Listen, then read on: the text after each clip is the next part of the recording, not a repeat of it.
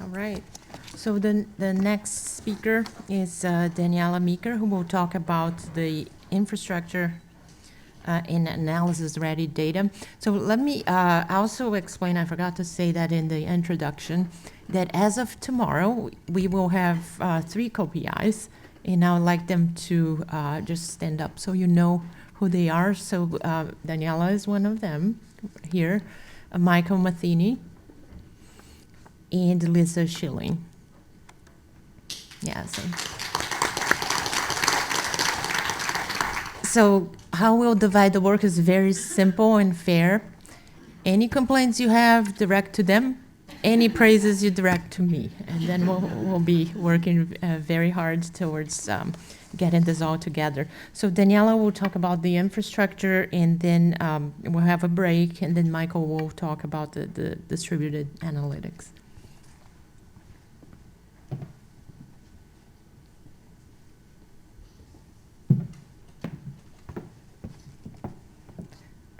Thanks, Lucilla. As Lucilla said, I'm going to be talking a little bit about the infrastructure and mostly about the work that this amazing group of people has done to get the data prepared for analysis in not one common data model, but 2. And I'll just sort of walk through what that process has been like, who's been involved, and what the returns on our investment will be looking like in the near future. So the objectives that we have, at least in terms of the data infrastructure, is to achieve interoperability between research and clinical care by the end of this funding round. So there's a number of stakeholders that would have to be engaged in order to achieve that goal. Patients, which you'll hear about later, policymaker engagement, and in order to engage policymakers, members of our network have participated in standards committees. We've also contributed to data policy for interoperability, billing, and incentive programs. We've engaged our health systems in trying to create data resources that have some kind of business value to the health system leaders and to the IT and IS departments in our health systems, and create reporting resources with business value in addition to the data resources. And finally, I think what we're focusing on mostly in this discussion is looking at how we provide services to our research stakeholders. So participating in multi-site research, standards development, including with other parties, and then also offering an easy-to-use privacy-preserving infrastructure for multi-site collaboration. And you'll see a little bit more about that and hear more about that from Michael. So this is what our network has looked like during phase 1. You've seen a little bit about it already from Lucilla and some of the different heterogeneity, or as she said, diversity in the different platforms that we have. So we have a big EPIC representation, as well as platforms that are native to the VA. We have some hybrid systems and platforms that are also more common to the safety net clinics that we serve. And we'll be increasing that diversity in the future. So Momina, who is one of our implementers, was kind enough to find some illustrative diagrams that indicate exactly the process that we had to go through as a group. So looking at all these diverse different databases to get them into this target has been a fairly substantial challenge. And so this is what each of our sites has done throughout the process. So there's custom programming to get data out of each of the native systems. One instance of EPIC is not exactly like another instance of EPIC. And our network went through the process of getting data into the Observational Medical Outcomes Partnership Common Data Model, which at the time that we started this project was actually a superset of data elements that were in the PCORI Common Data Model. After everybody had gotten their data into that standard format and done a significant amount of quality control work, we then share transformations in the 2 different database platforms that our network has, so that more or less one coding process would get the data from the source formats into PCORI.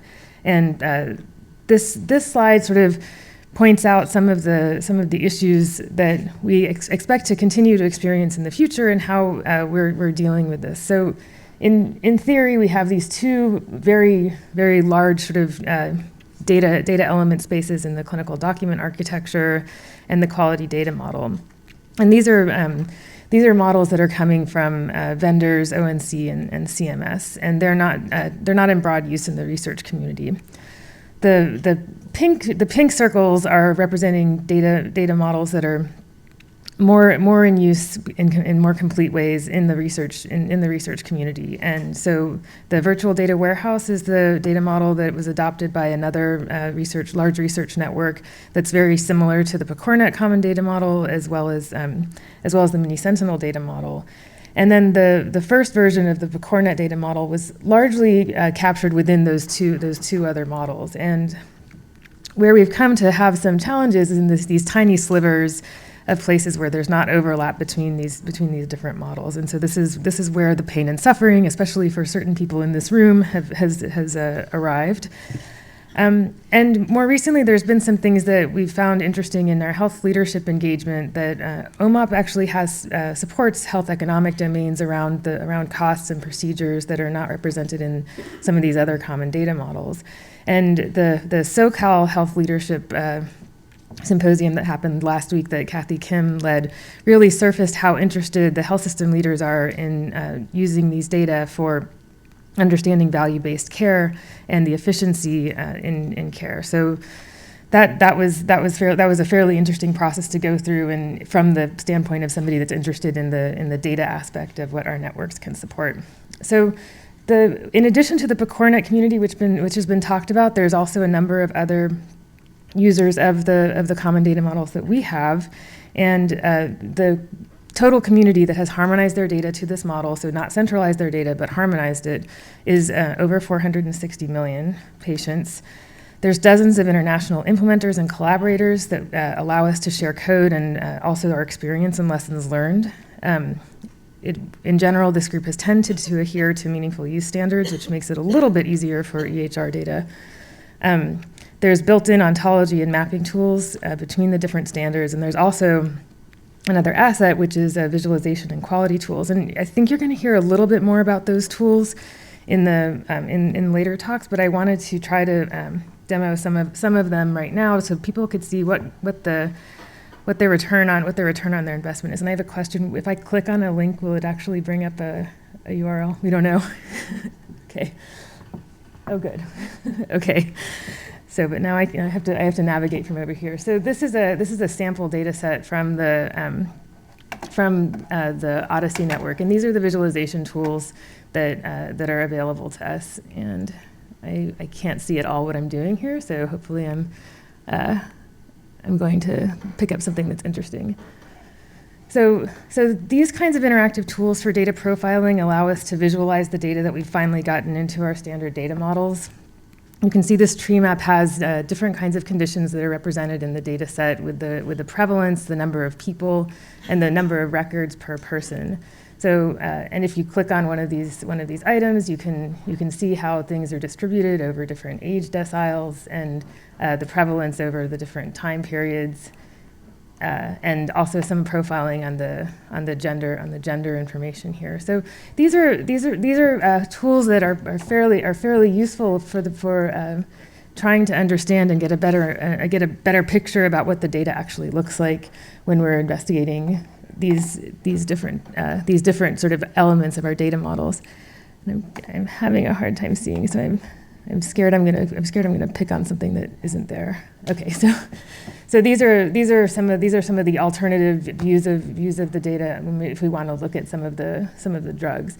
And there's also in the same set of tools, and I think you'll see some of them later, there's also some data quality reports that allow people to queue up all of the different things that might be data quality issues within their data sets. So you can come up with the number of different audit queries that were failed, looking at those reports also over time, and the errors that are being given as warnings in a fairly similar way to what is now being done in the PCORNet-wide data characterization queries, and those have been a fairly interesting process, I think, for some of our other collaborators. So now I'm going to try to navigate back to the slideshow. Let's see what happens. Oh, good.